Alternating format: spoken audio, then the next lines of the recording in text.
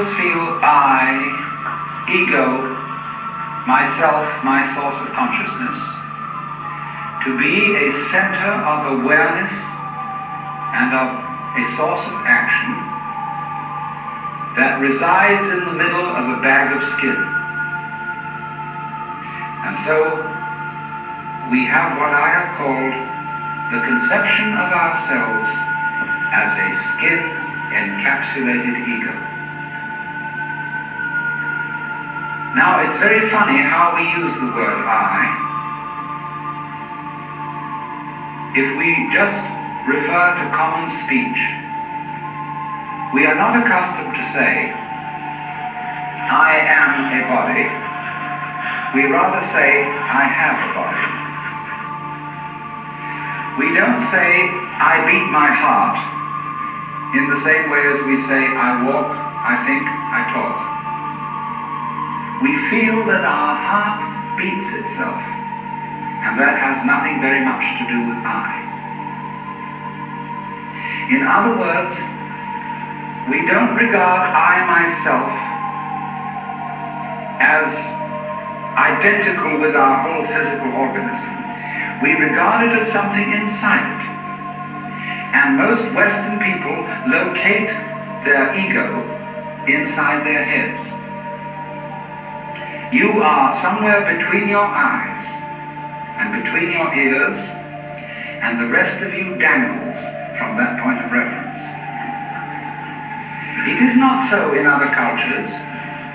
When a Chinese or Japanese person wants to locate the center of himself, he points here, not here, here to what Japanese call the kokoro, or the Chinese call shin, the heart, mind. Some people also locate themselves in the solar plexus. But by and large, we locate ourselves behind the eyes and somewhere between the ears, as if within the dome of the skull there was some sort of arrangement such as there is at the SAC headquarters in Denver, where there are men in great rooms surrounded with radar screens and all sorts of things, and earphones on, watching all the movements of planes all over the world.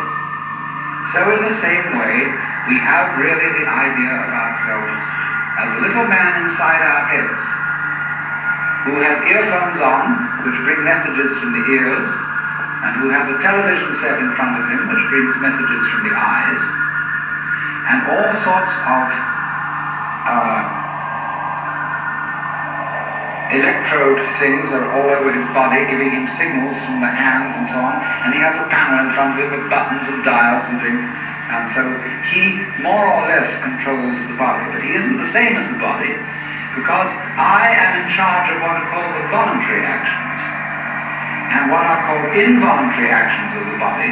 They happen to me. I am pushed around by them, but to some extent also I can push my body around. This, I have concluded, is the ordinary, average conception of what is oneself. And look at the way children, influenced by our cultural environment, ask questions. Mommy, who would I have been if my father had been someone else? You see, the child gets the idea from our culture that the father and mother gave him a body into which he was popped at some moment. Whether it was conception or whether it was parturition is a little bit vague. But there is, in our whole way of thinking, the idea that we are a soul, a spiritual essence of some kind, imprisoned inside a body,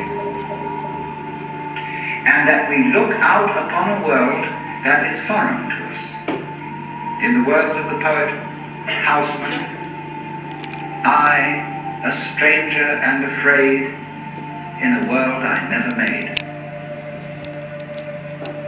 And so therefore we speak of